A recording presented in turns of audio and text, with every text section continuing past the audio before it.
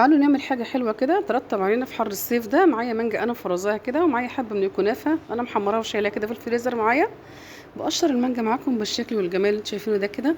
ببدأ اقطعها معايا لمكعبات صغيرة بالجمال اللي انتوا شايفينه ده كده. قطعتها خلاص مكعبات معايا. بجيب الكنافة معايا كده في اي طاسة في اي حاجة على النار، بديها تقليبة بس كده على النار، افكها من بعضها.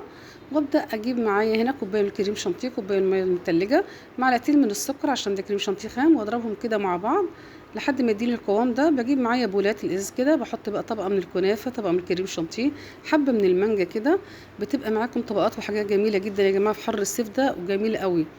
ببدأ اغطي خلاص الوش معايا بالمانجا والكريم شانتيه بالجمال اللي انتوا شايفينه ده. طبعا فاض معايا حبه كده من الكريم شانتيه والمانجا، فقلت اعمل معاكم ايس كريم المانجا. معايا معلقه كده من اللبن البودر، معلقتين من العسل، حبه من الكريم شانتيه، وعملت احلى ايس كريم مانجا. طلع خلاص معايا من الفريزر بالجمال ده كده. بيبقى حلو قوي قوي قوي، حاجه ساقعه وجميله في الحر الصيف ده. يا رب الفيديو يكون خفيف وعجبكم. ما تنسوش تتابعوني على قناتي على التيك توك واليوتيوب، وتكتبوا لي تعليق حلو، كومنت حلو منكم. شوفوا طبقاتها جميلة جدا بالشكل الجميل اللي شايفينه ده، طبقات الكنافة